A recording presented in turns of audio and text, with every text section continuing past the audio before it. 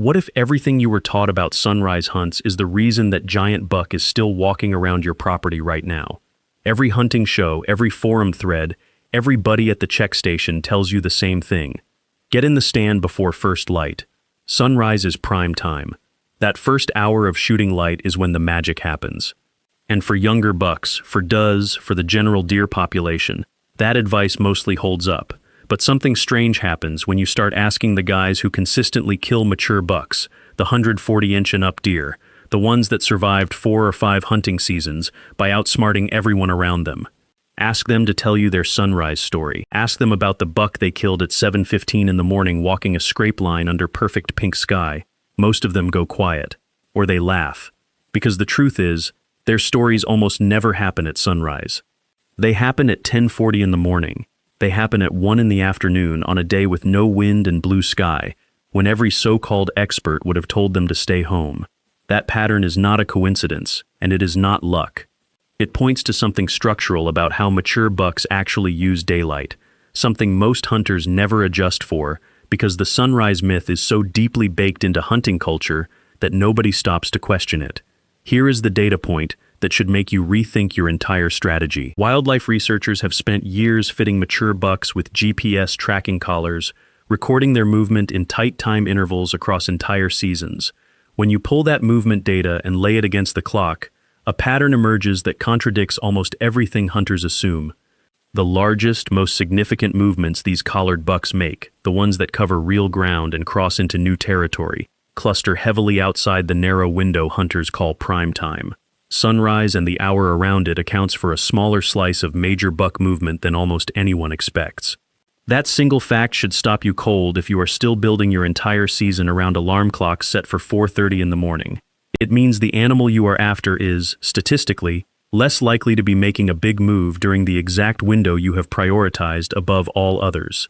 It means somewhere in the middle of the day, when the woods feel dead and most hunters have already climbed down to eat lunch in the truck, mature bucks are doing something very different from what conventional wisdom says they should be doing. Over the next few minutes, we are going to break down exactly why sunrise fails mature bucks specifically, even though it works fine for younger deer.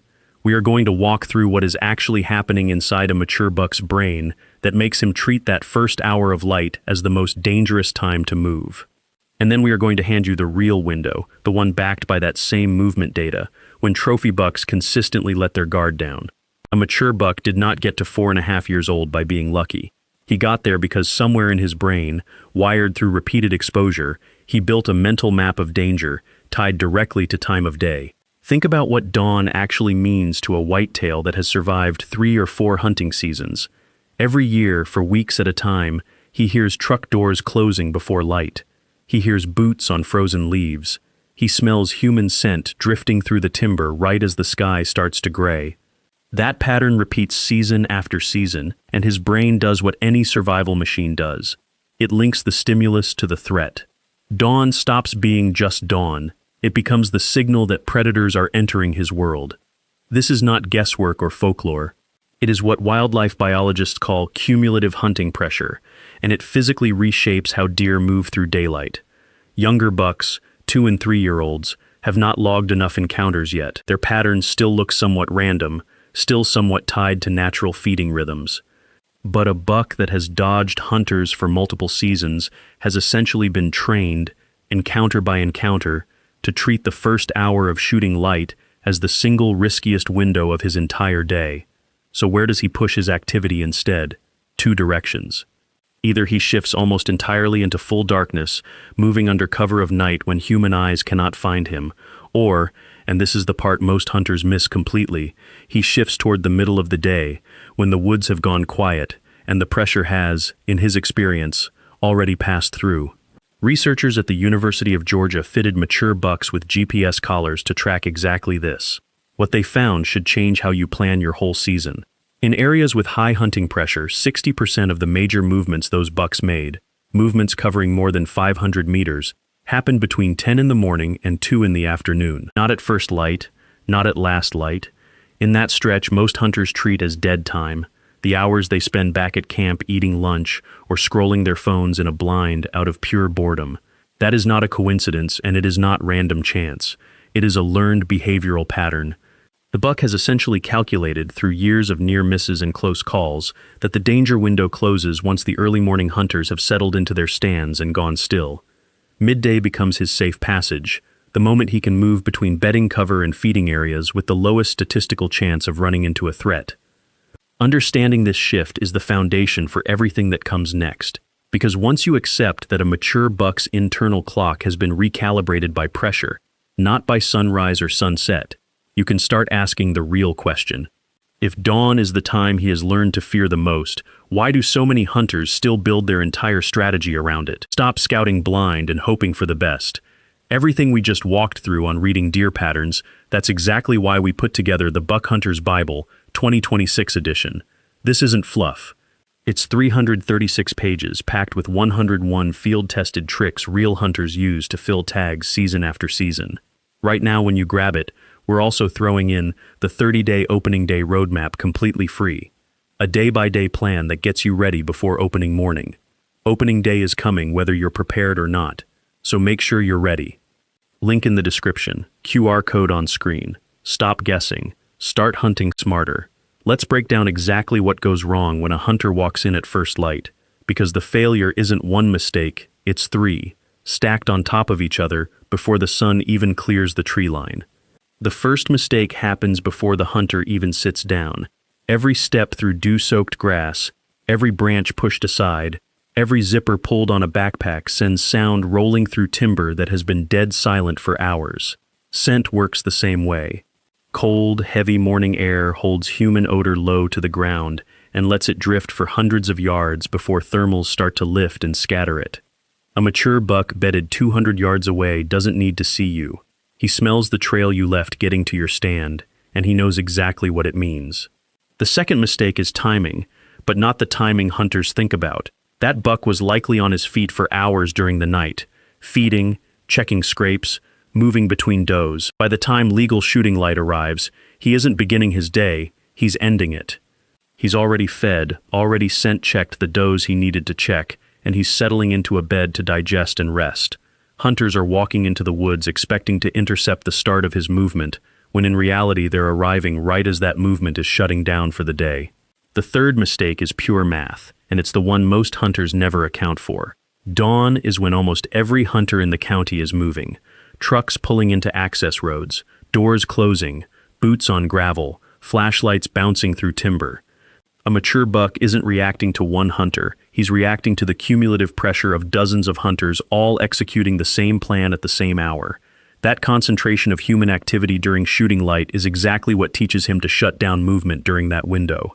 There's a documented case that makes this brutally clear. A GPS-collared buck in Illinois showed daytime movement dropping by roughly 80% during rifle season, and that drop wasn't spread evenly across the day. It was concentrated almost entirely in the hours when hunter traffic peaked, the same hours every stand site in the area was occupied. The deer didn't vanish from the property. His core range barely changed. What changed was when he was willing to move through it. That distinction matters more than anything else in this conversation. A mature buck doesn't abandon good habitat because hunters are pressuring it. He simply stops using that habitat during the hours hunters are present. He recalibrates his clock around the pattern of human behavior, not around sunrise or sunset. The land stays the same, the food stays the same, the bedding stays the same, only the schedule changes, and it changes specifically to avoid the exact window most hunters have already committed to before the season even opens. 3 separate telemetry studies, run independently in Pennsylvania, Georgia, and Wisconsin, tracked collared mature bucks across multiple seasons. None of the researchers set out to prove the same thing. They were studying different herds, different terrain, different pressure levels. And yet the data converged on the same window.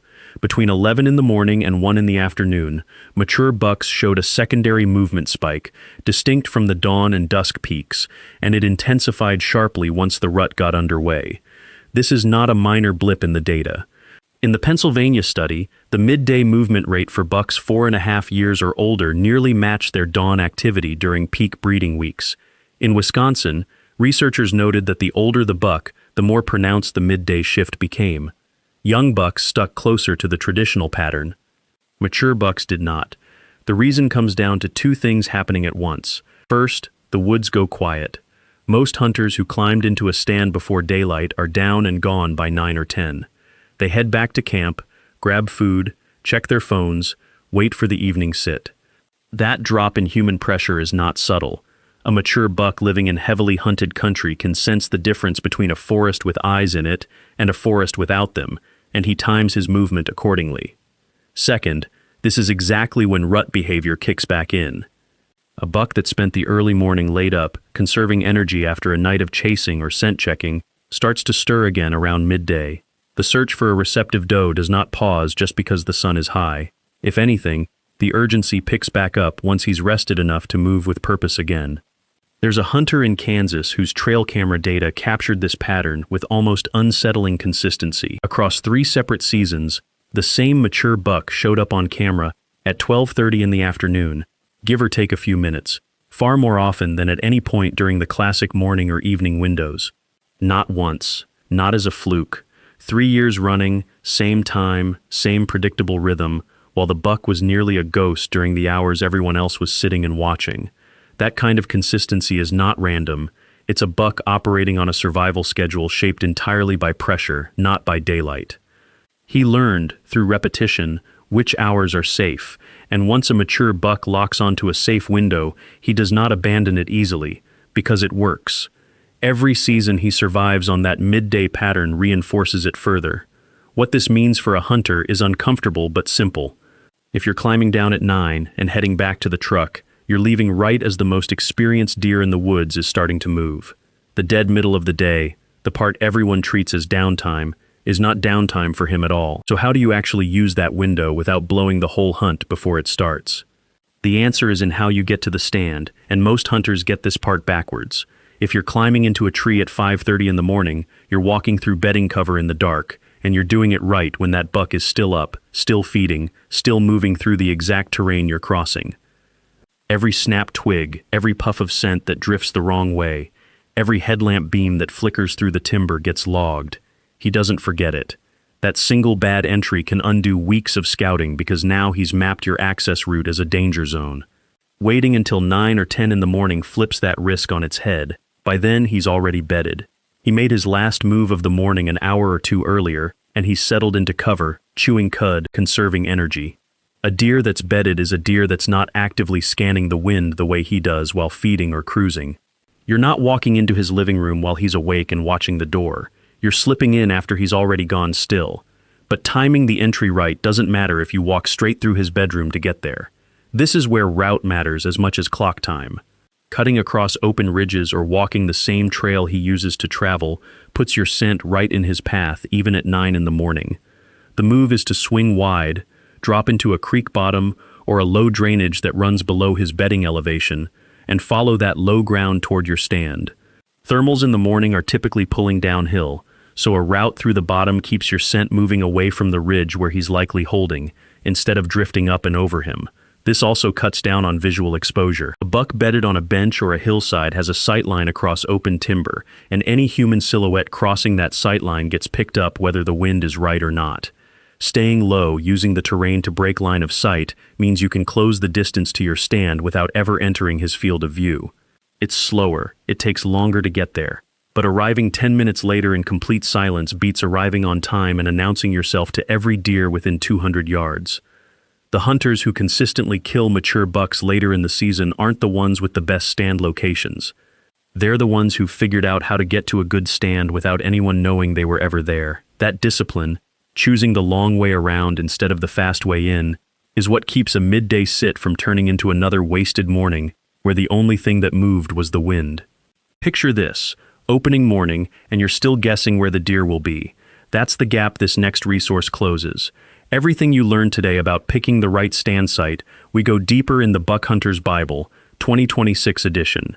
336 pages, 101 field-tested tricks pulled straight from hunters who've been doing this for decades. And because we want you fully ready before season starts, we're also giving you the 30-day opening day roadmap free, a day-by-day plan that gets you ready before opening morning. Deer season doesn't wait, and the hunters who prep now tag out first. Link in the description, QR code on screen. Your best season starts today. The moon does something to that internal clock that most hunters never account for. Under a full moon, A mature buck has all the light he needs to move after dark. He feeds through the night, beds down before first light, and stays tucked away through most of the day because his stomach is already full and his risk tolerance drops to almost nothing. That is why so many hunters sit through a full moon week and see nothing but squirrels. The deer are not gone. They are simply doing their business on a schedule that skips daylight almost entirely. Flip that to a new moon, and the pattern reverses. With little or no light to move safely at night, a mature buck cannot feed the way he wants to under cover of darkness. So he compensates. He starts moving earlier in the evening, stays active later into the morning, and critically, he becomes far more willing to get up and feed or check for does in that midday window when the woods are quiet and the pressure from other hunters has eased off. The stomach still needs filling, and if the night will not provide the cover, the middle of the day becomes the next safest option. Weather adds another layer on top of the moon, and this one hits fast. A dropping barometric pressure ahead of a cold front changes deer behavior almost like a switch. Deer sense that pressure change hours before the front itself arrives, and mature bucks in particular respond by feeding hard in the window right before the weather turns bad. Hunters working the timber in Iowa have reported this pattern for years, describing their best midday sits coming in mid to late November, in the hours right before a cold front rolls through. Temperatures are still mild, the woods are calm, and bucks that had been nocturnal for weeks suddenly show up walking at noon like they have somewhere to be. That is because they do. A falling barometer signals harder weather ahead, and a mature buck's instinct is to load up on calories before conditions make feeding harder or riskier. It is not superstition. It is a survival response tied to energy management, the same instinct that pushes any wild animal to eat before a storm. Put those two factors together, and you get the single most reliable midday window of the entire season. A new moon phase already pushes daytime movement higher because nighttime feeding is limited. Layer a falling barometric pressure on top of that, with a cold front approaching from the west, and you have a mature buck that is hungry, under pressure to feed before the weather turns, and only comfortable doing it in daylight. Hunters who track both of these variables together, rather than watching them in isolation, consistently report their best midday encounters landing on exactly these days. It is not luck. It is a buck's own energy math forcing him into the open during the hours when everyone else has already left the woods. So what do you actually do with this tomorrow morning? Not next season, tomorrow. You open two things before you touch a single piece of gear: the lunar calendar and the barometric pressure forecast for your county. That is it. Those two numbers tell you more about your morning than 30 years of get in the stand before first light advice ever will. Here is the filter. If you are looking at a new moon, or a cold front is moving in within the next 24 hours, you do not set an alarm for 4:30. You set one for 8. Because on those two conditions, and especially when they stack together, deer activity shifts hard into daylight hours. The dark hours stop doing the work for you. Bucks that fed all night under a full moon have nothing left to prove at sunrise, but under a new moon or ahead of a pressure drop, they are behind on calories, and they will move when the woods feel safe, which is late morning. That means your entry window is 9 to 10 a.m., not 6, not 7, 9 to 10. You let the early crowd, the guys checking their phones and cracking thermoses in the dark, spook every deer in the section before you ever step out of the truck. Their noise becomes your camouflage. By the time you are climbing into the stand, the woods have already reset. The alarm system every buck runs on has already been tripped and gone quiet again. Go back to that Kansas buck. 12:30 in the afternoon. Broad daylight, full sun, not a cloud of mist or a hint of legendary fog to romanticize it. That deer did not walk out because of some mystical dawn light. He walked out because the hunter did the math. New moon phase, falling pressure, a late, quiet entry that left the woods undisturbed for hours. The deer did the rest, on his own schedule, driven by his own hunger. That is the whole system. Check the moon, check the pressure. If they line up, sleep in, then get in the stand by 9, and stay through what most hunters consider dead time, because it is not dead, it is just unwatched. If they do not line up, an early sit is still fine. This is not about abandoning mornings entirely. It is about stopping the habit of assuming dawn is always the answer, when the data in front of you is telling you something else. So here is the one thing to actually do. Next time you plan a hunt, before you set that alarm, pull up the moon phase and the forecast. Let them make the decision instead of tradition. And if they point to a slow, late morning, skip the sunrise wake-up call entirely. Walk in around 9, quiet, patient, after the woods have already settled from everyone else's noise. Give the forest time to forget you are there before you ever ask it to show you a mature buck.